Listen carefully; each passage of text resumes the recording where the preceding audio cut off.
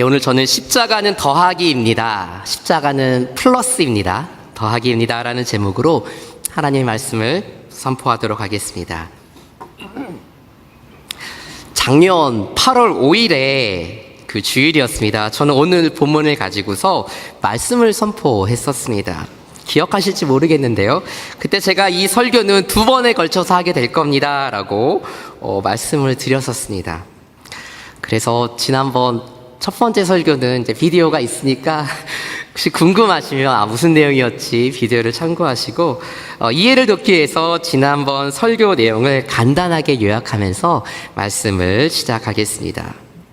요한복음 4장 1절부터 30절 말씀은요, 이방인이라는 이유로 멸시와 천대를 받았던 사마리아 여인과 그리고 예수님의 대화로 이루어져 있습니다.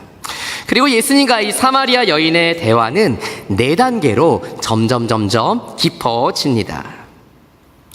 그런데 바로 이 4단계는요, 예수님을 알고 예수님을 믿는 데 있어서 4가지 유형의 사람들이 있음을 보여줍니다. 지난번 설교에서요, 저는 그 처음 2 유형의 분들에 대해서 말씀을 드렸었습니다. 첫 번째 유형의 사람들은요, 이렇게 말합니다. Jesus is a Jew. 예수는 유대인이다. 유대인이셨던 예수님께서는요, 이방인 여자에게 물을 좀 달라 이렇게 청하셨습니다. 예수님 당시에 유대인이 이방인과 상종하는 것은 매우 금기시되는 일이었습니다. 그래서 예수님의 요청을 들은 이 사마리아 여인은 예수님께 이렇게 말합니다. 당신이 유대인인데 어떻게 이방인, 그것도 여자인 나에게 물을 달라 하시니까? 이 여인은요, 예수님을 그저 유대인들 중에 한 명이라고 생각했었습니다. 오늘날에도 많은 분들이요, 예수님을 그저 2000년 전에 살았던 역사에 등장하는 유대인 중에 한 명이라고 생각하십니다. 2번째 유형의 사람들은 이렇게 말합니다. Jesus is greater than Jacob. 예수는 야곱보다 더 크신 분, 위대한 성인 중 한 명이다. 위대한 위인 중 한 명이다. 이렇게 생각하는 분들이 계십니다. 이 여인은요, 이스라엘의 조상 야곱이 파놓은 그 우물가에 물을 얻기 위해서 나왔습니다. 이 여인의 삶에서 매일매일 물을 기르러 나오는 일은 여간 어려운 일이 아니었습니다. 그런데 예수님께서는 이 여인에게 이렇게 말씀하셨습니다. 여보세요, 내가 누구인지 알았더라면 당신은 내게 영원히 목마르지 않는 물을 달라고 요청했을 것입니다. 당신이 내가 누군지 알았더라면. 그랬더니 여인은 예수님에게 그럼 당신이 이 우물을 만든 야곱보다 더 크신 분입니까? 이렇게 되물었습니다. 이 2번째 유형에 속하는 분들은요, 예수님을 그저 세상적인 만족과 행복을 주는 분으로 생각합니다. 이 2번째 유형에 속하는 분들은 예수님과의 인격적인 관계에는 별로 관심이 없습니다. 이런 분들은 오직 예수님께서 주실 수 있는 육신적인 만족, 예수님께서 주실 수 있는 세상적인 행복에만 관심을 갖는 분들입니다. 예수 믿으면 만사형통 하는 줄 알고 교회에 나오고 계신 분들이 바로 이 2번째 유형에 속합니다. 제가 설교할 기회가 있으면 종종 말씀드렸지만 예수 믿는다고 세상적인 행복과 성공이 보장되는 것이 절대로 아닙니다. 다만 그리스도인들은요, 세상이 알 수 없는 신비하고 비밀한 하나님 나라의 풍성함을 미리 앞당겨서 사는 사람들입니다. 죽어서 누리는 천당뿐만 아니고요, 이 땅에서도 하나님의 사랑과 은혜, 자비와 위로를 받으며 사는 사람들이 바로 그리스도인, 성도, 거룩한 무리들입니다. 그리고 성도는요, 육신의 죽음 이후에는 반드시 심판과 부활이 있음을 믿으며 살기 때문에, 그렇기 때문에 이 땅에서 기꺼이 손해를 감수하며 사는 사람들입니다. 마지막 심판과 부활에 대한 믿음이 있기 때문에, 소망이 있기 때문에 이 세상에서는 비록 손해보고 이 세상에서는 비록 힘들고 어렵게 살아도 그 손해들을 감수하며 사는 사람들입니다. 예수님 때문에 덕 보면 좋겠지만 내가 예수님 때문에 세상적으로 복 받지 못하고 덕 보지 못해도 나는 그래도 예수 믿는 사람으로 살 거야. 왜냐? 마지막 날에 심판이 있고 마지막 날에는 부활이 있기 때문에. 이미 예수님을 믿는 신앙을 가지고 계신 분들은요, 처음 이 두 유형에 속하는 분들을 잘 이해하실 수 없을지도 모르겠습니다. 그러나 거의 모든 분들이요, 처음에 이 두 단계를 거치면서 예수님, 유대인이지. 예수님, 내가 교회 나가면 좀 복 좀 받을래나? 이 두 단계를 거치면서 점점 예수님을 더 알아갑니다. 처음엔요, 예수란 사람이 그저 역사 속에 유대인인 줄 알면서 교회에 나오죠.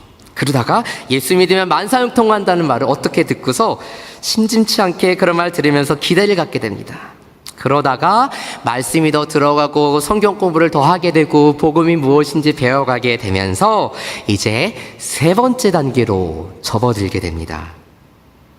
드디어 예수님과 이 여인의 대화는요, 절정을 향해 나아가기 시작합니다.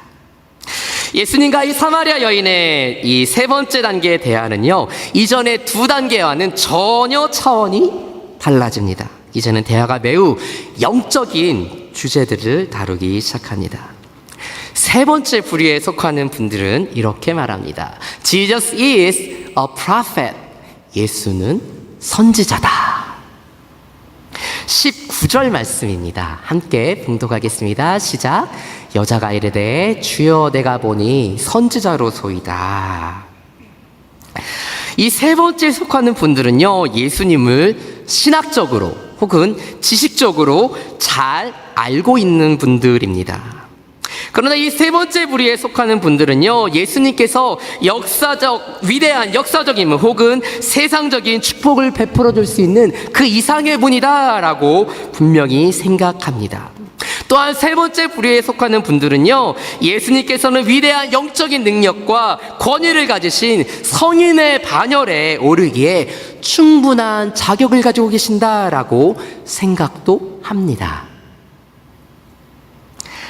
그러나 이 세 번째 부류에 속한 분들은 아직 예수님을 메시아, 구주로 영접하지는 않았습니다. 머리로는 받아들였는데 아직 가슴으로는 예수님을 구주로 받아들이지 않은 분들이 바로 이 세 번째 부류에 속하는 분들입니다. 아직요, 주는 그리스도시요 살아계신 하나님의 아들이십니다. 이 고백에는 이르지 못한 분들이 바로 세 번째 유형에 속하십니다. 이 세 번째 카테고리에 속하는 분들은 기독교 교리에 대해서 머리로는 잘 알고 계십니다. 그러나 아직 인격적으로 예수님을 경험해 보지 못하셨습니다. 우물가의 이 여인은요, 예수님께 영원히 목마르지 않는 물을 달라고 요청했습니다. 그러나 예수님의 관심은요, 육적인 만족과 세상적인 행복에 있지 않았습니다. 예수님께서는 이 여인의 영혼의 문제에 대해 더 깊은 관심을 가지고 계셨습니다. 그래서 예수님께서는 이 여인의 영적인 문제들, 죄의 문제, 영적인 곤고함, 영적인 배고픔, 영적인 갈망에 대해서 다루기를 원하셨습니다. 우물가의 여인은요, 예수님께서 주시는 생명의 물, 그것을 간절히 바라고 있었습니다. 그러나 그 물을 마시기 위해서는 먼저 해야 할 일이 있었습니다. 그것은 바로 인간의 능력으로는 결코 영혼의 목마름을 채울 수 없다는 것을 인정하는 일이었습니다. 그래서 예수님께서는 16절에서 여인에게 이렇게 말씀하십니다. 같이 봉독합니다. 시작. 이르시되 가서 내 남편을 불러오라. 내 남편을 불러오라. 그런데요, 이 예수님의 요청에 대해서 여인은 아주 짧게 이렇게 답합니다. 17절입니다. 함께 봉독합니다. 시작. 여자가 대답하여 이르되 나는 남편이 없나이다. 여기서 우리는 매우 재미있는 현상을 보게 됩니다. 남편을 불러오라 라는 예수님의 말씀이 있기 전까지요, 이 여인은 매우 적극적으로 예수님께 답하기도 하고 묻기도 하고 또 때로는 따지기도 했었습니다. 그러나 유독 남편을 불러오라는 이 예수님의 말씀에 대해서는 갑자기 유구무원이 되었습니다. 입이 있으나 할 말이 없어진 것입니다. 그래서 여인은 마침내 이렇게 고백합니다. 19절입니다. 시작. 여자가 이르되 주여 내가 보니 선지자로소이다. 이제 이 여인은요, 예수님을 선지자, 당신 선지자군요, 이렇게 인정하는 단계까지 왔습니다. 그러나 이 여인은 여전히 자신의 죄와 허물을 예수님께 드러내고 싶지 않았습니다. 이 여인은 5명의 남편이 있었고 그리고 6번째 남편과 같이 있었다라고 말합니다. 전통적으로는 교회에서 많이 듣던 거나 이 사람이 너무 음란한 여인이었기 때문에 남편을 갈아치웠다라고 하지만, 요즘에 나오는 성경학자들의 해석에 의하면, 전에도 말씀드렸지만 이스라엘은 계대 결혼이라는 것이 있었습니다. 그 룻과 보아스가 결혼했던 것처럼 그 남자가 없으면 대를 못 잇고 사회적으로 여자들이 보호를 못 받기 때문에 그 대를 이어주는 대를 이어주는 결혼을 했다고 해석을 합니다. 그래서 이 여인은 남편 5을 앞서 세우고 6번째 남편과 살고 있는 미망인이었다고. 남편이 1명 죽는 것도 너무 힘든 일인데 남편을 5이나 보내고 6번째 남편과 살고 있는 기구한 운명의 여인이었다라고 이렇게 해석합니다. 어찌됐든지 간에 예수님께서는 이 여인의 죄의 문제, 이 여인의 영적인 곤고함에 대해서 다루기를 원하셨습니다. 그런데 이 여인은 자신의 연약함, 자신의 영적인 문제를 예수님께 오픈하고 싶지 않았습니다. 그래서 여인은 자신의 개인적인 이슈에서 민족의 종교적인 이슈로 대화의 화두를 돌려버립니다. 즉, 유대인들과 사마리아인들 사이에 있었던 신학적인 주제, 신학적인 논쟁거리를 가지고 예수님께 딴지를 걸었습니다. 그래서 이 신학적인 논쟁을 통해서 위기를 모면하려고 했습니다. 20절입니다. 시작. 우리 조상들은 이 산에서 예배하였는데 당신들의 말은 예배할 곳이 예루살렘에 있다 하더이다. 이런 말씀입니다.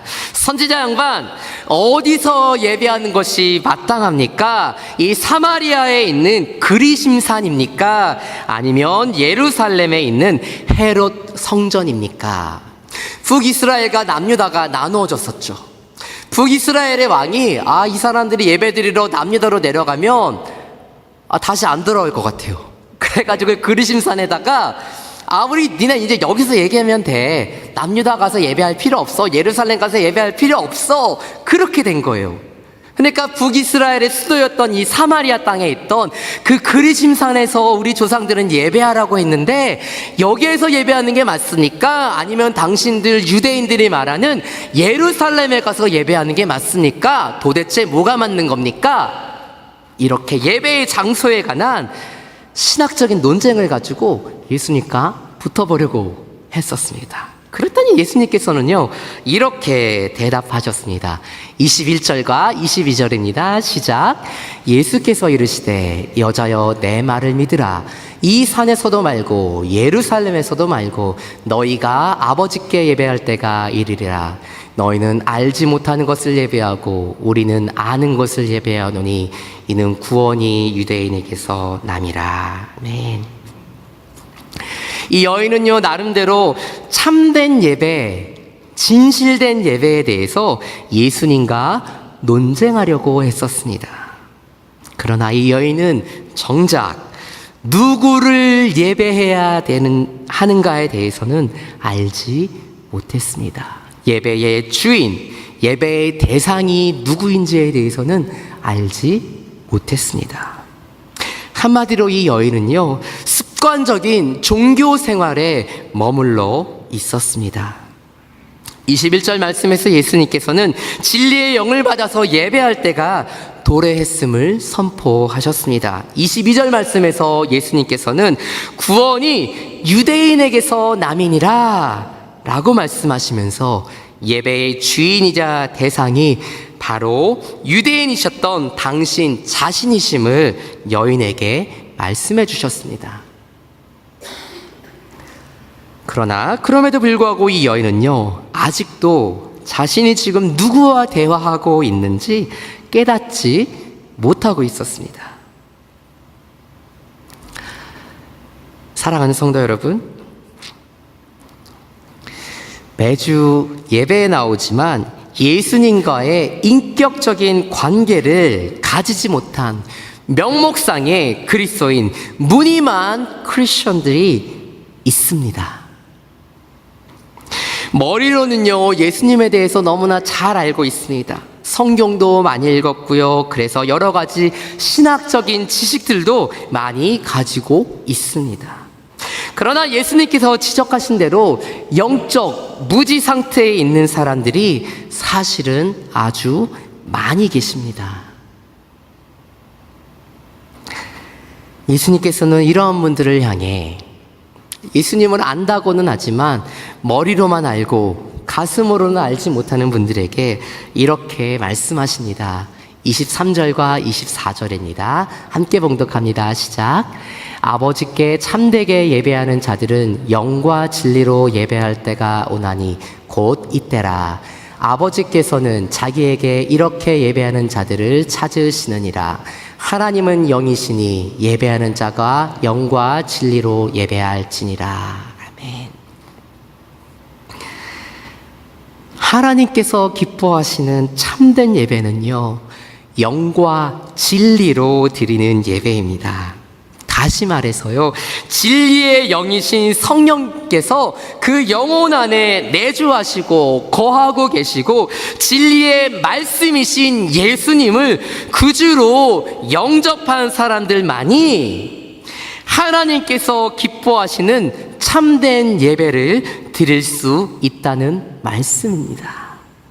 진리의 영이신 성령께서 그 안에 거주하시고 진리의 말씀이신 예수님을 구주로 영접한 그 사람들만이 영과 진리로 드리는 예배를 드릴 수 있습니다. 예배라는 행위 그 자체보다 더 중요한 것은 예배를 드리는 사람, 예배자입니다. 그래서 하나님께서는요, 영과 진리로 예배하는 사람들, 참된 예배자를 찾고 계신다고 말씀하셨습니다. 성경 그 어디에도 나는 아름다운 예배를 찾는다, 나는 아름다운 찬양을 찾는다, 이렇게 써 있지 않습니다. 영과 진리로 드리는 예배자를 찾고 있다라고 말씀하십니다. 예배가 아니라 예배자를 찾고 있다고 말씀하십니다. 사랑하는 성도 여러분, 여러분께서는 종교인이십니까? 아니면 예배자이십니까? 여러분께서는 예배를 구경하고 계십니까? 아니면 예배를 드리고 계십니까? 여러분께서는요, 예수님에 대해서 알고 계십니까? 아니면 예수님을 알고 계십니까?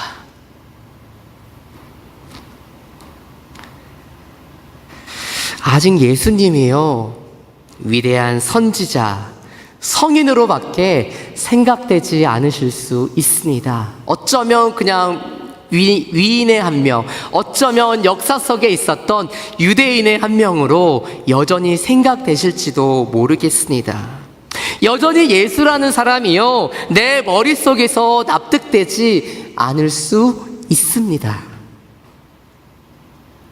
그런데 오늘 저는 그러한 분들에게 예수님을 구주로 영접하는 은혜가 있기를 주님 이름으로 축원합니다.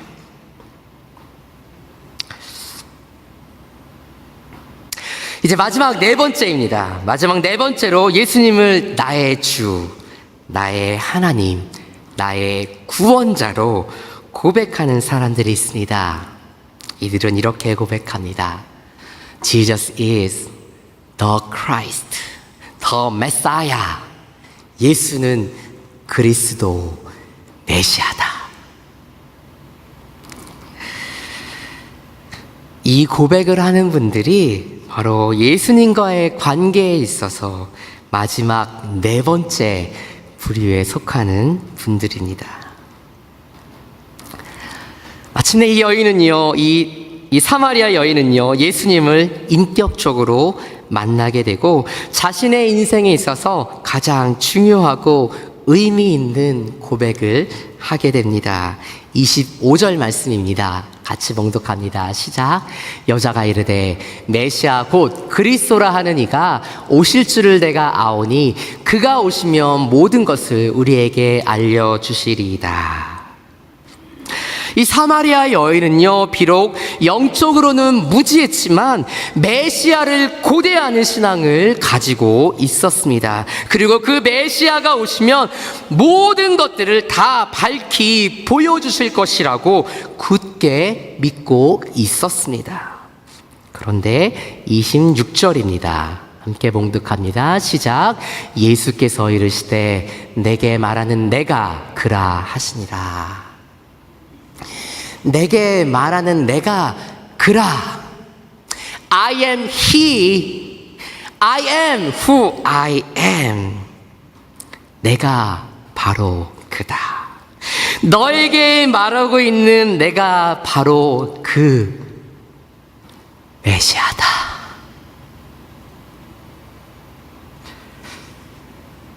하나님께서는요, 모세에게도 당신이 누구이신지를 이렇게 말씀하셨습니다. 나는 스스로 있는 자라. I am who I am. 헬라어로는요, 에고, 에이미, 영어로는 I am, 한국말로는 나는 무엇이다. 나는 존재한다. 오늘 우리는 요한복음 말씀을 가지고 하나님의 말씀을 생각해 보고 있습니다.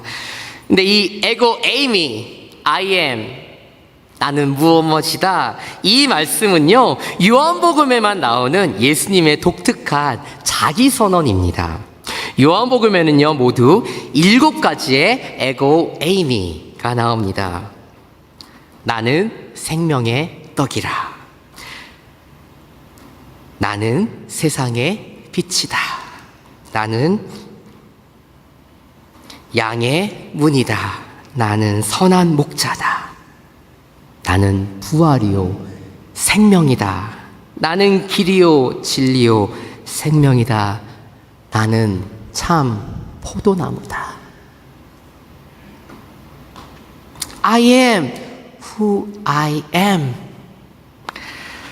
이 말씀을 들은 여인은 비로소 예수님께서 자신이 그토록 고대하던 메시아이심을 깨닫게 되었습니다. 왜냐하면 I am who I am, 이 말씀은 오직 하나님만이 하실 수 있다는, 하나님만 하실 수 있는 말씀이라는 것을 이 여인은 잘 알고 있었기 때문입니다. 마침내 이 여인은요, 예수님을 구주로 영접했습니다. 그런데 이것이 끝이 아니었습니다. 28절로 30절입니다. 시작. 여자가 물동이를 버려두고 동네로 들어가서 사람들에게 이르되 내가 행한 모든 일을 내게 말한 사람을 와서 보라. 이는 그리스도가 아니냐 하니 그들이 동네에서 나와 예수께로 오더라. 예수께로 오더라. 이 여인은요, 예수님께서 메시아이심을 깨닫고 예수님을 구주로 영접한 후에 그 즉시로 물동이를 버려두고 동네로 들어가서 예수님에 대해서 말했습니다. 자신에게 어떤 행복과 기쁨을 혹은 생명을 줄 수 있는 그 물동이를 버려두고요, 동네로 들어가서 내가 메시아를 보았다, 내가 메시아를 만났다, 그렇게 선포했습니다. 그리고 그 여인을 통해서 그 동네에 있는 사람들이 예수님께로 돌아왔습니다. 이 여인은요, 예수님을 만난 그 즉시로 예수님께 돌이키지 않았습니다. 그러나 예수님께서는 끊임없이 이 여인에게 말씀하시고 이 여인이 구원에 이를 수 있을 때까지 이 여인을 결코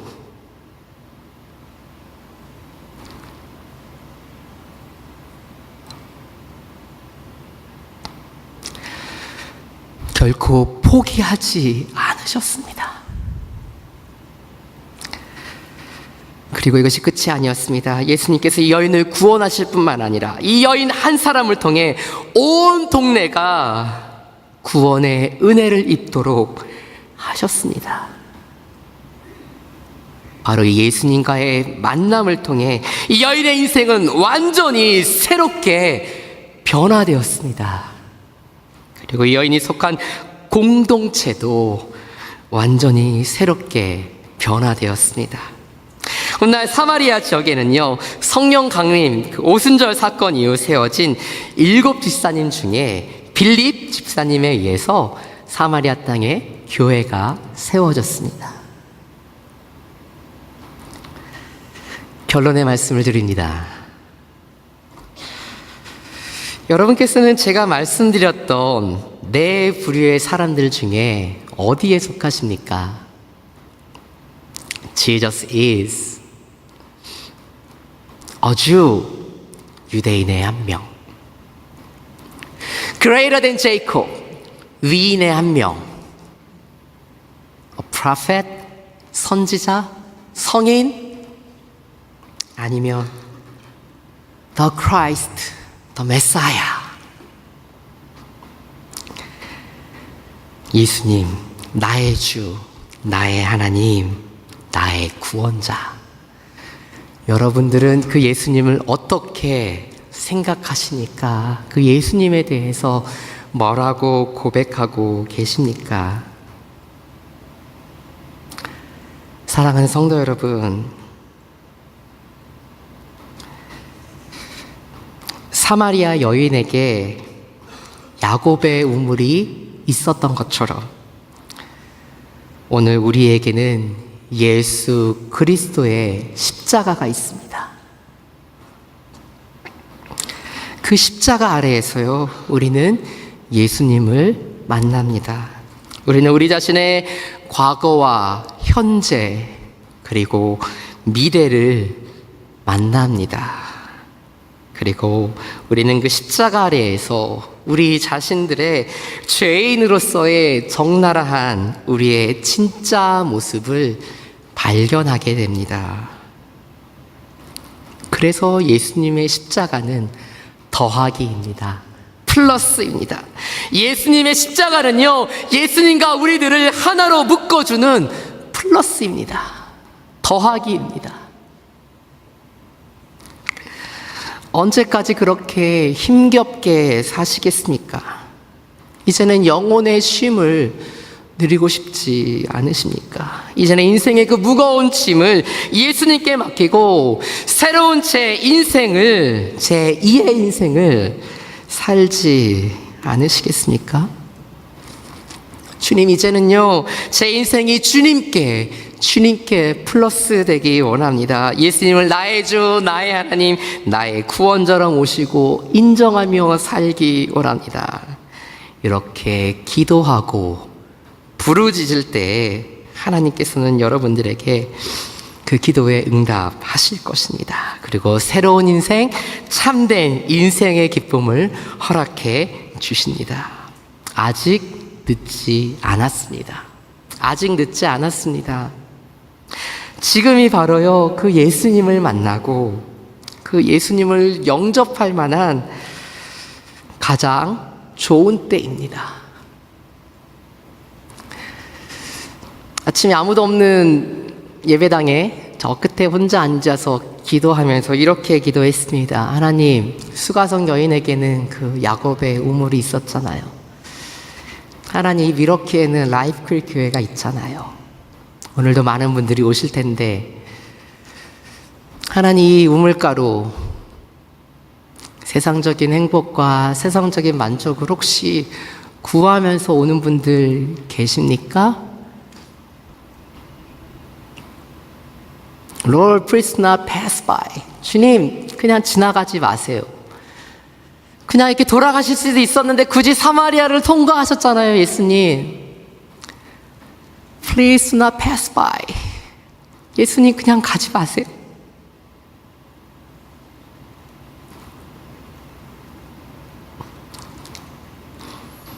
주님, 이곳에 꼭 와주세요. 그리고 사마리아에 만나주셨던 것처럼 오늘 이곳에 오는 분들도 주님 만나주시고 그 여인에게 끈질기게 끝까지 말씀해 주시고 그 여인이 구원에 이를 때까지 함께 해주셨던 것처럼 함께 해주세요. 그렇게 기도했습니다. 저는 이 공동체가, 이곳이 바로 야곱의 우물가라고 생각합니다. 예수님께서는 이곳에 계십니다. 그리고 여러분들의 이름을 부르시고요, 여러분들의 영혼을 향해서 도전하고 계십니다. What are you living for? 너 무엇을 위해 살고 있니? What kind of hope do you have? 너 어떤 종류의 소망 가지고 있어? 잘 먹고 잘 사는 거? 그 다음에는 So what? Then after, 그 다음엔 어떻게 할래? 아직 늦지 않았습니다. 지금이 바로 예수님을 만나고 예수님을 영접할 만한 가장 좋은 때입니다. 그 예수 그리스도를 구주로 영접하고 복된 삶을 누리는 그러한 주님의 백성들 다 되실 수 있기를 주님의 이름으로 간절히 축원합니다. 기도하겠습니다.